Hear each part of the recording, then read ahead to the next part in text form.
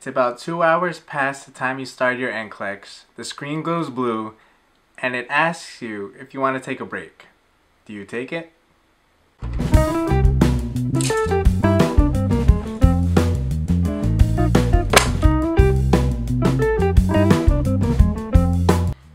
Yo! I'm Quiet Mike, and let's talk a little bit about having a break. I don't think this will be a long topic to discuss, but if you're like me, you probably think you could just take the NCLEX and you probably don't need a break. Well, you see, the first time I took the NCLEX, I breezed right through it in 76 questions. Not so much of a problem. It didn't give me a hard time and never needed a break. And I failed. The second time I took the NCLEX, I struggled a bit more. I was at 124 questions, never took a break, and I failed. The last time I took the NCLEX, I was at around 130 questions. I was doing fairly okay, not so hard and not so easy, and I took a break. And I ultimately passed. Now, I'm not saying that if you take a break that you'll ultimately pass, but if taking a break makes it easier for you in your testing experience, it makes you relax, and that in turn helps you pass, well then I don't see why you wouldn't want to take a break. So for what reason would you even take a break? Well, if you ever feel like you're a little more stressed throughout your exam and maybe you feel that ICP, as we may say in nursing, or maybe for you, headache. If you need to, yeah, just take a break. Raise your hand, they'll come by and get you, and leave the testing room. When should you take a break though? You can take a break whenever you want throughout the exam. I believe at the 2-hour mark, the exam will stop and ask you if you want to take a break. And then later on in the exam, they'll do the same thing, I think maybe an hour and a half or 2 hours before your exam ultimately ends, before the 6 hours are up. But yeah, those are your scheduled exams. Otherwise, just raise your hand, ask for a break.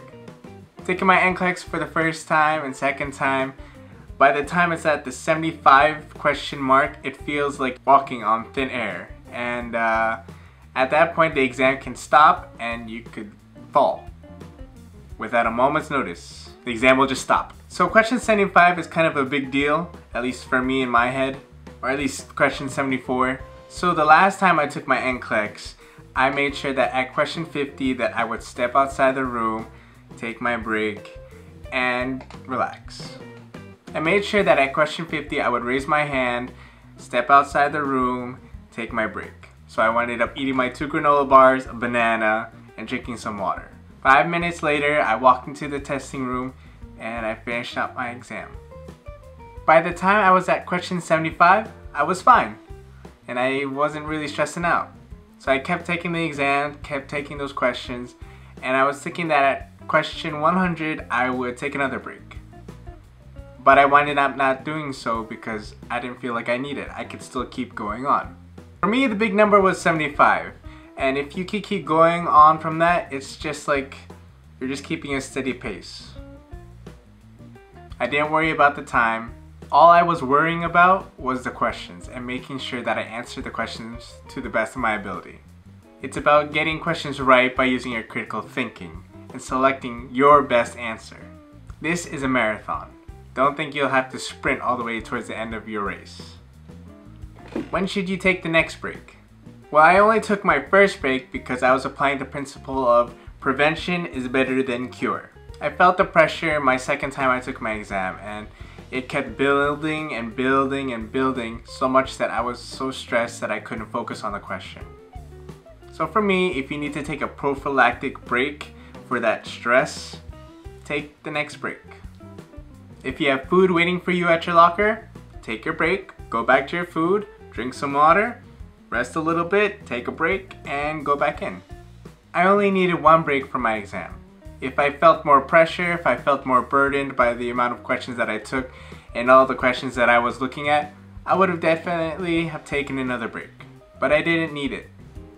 When I was reviewing and taking my practice test or even going through content and questions, if I ever felt like I was overwhelmed and that I had so much pressure, so much strain on my head, that I was having a headache, I would just put everything down, maybe take a nap or so, watch a little bit of YouTube, and that was it. I would either call it a day or get right back into the content and questions.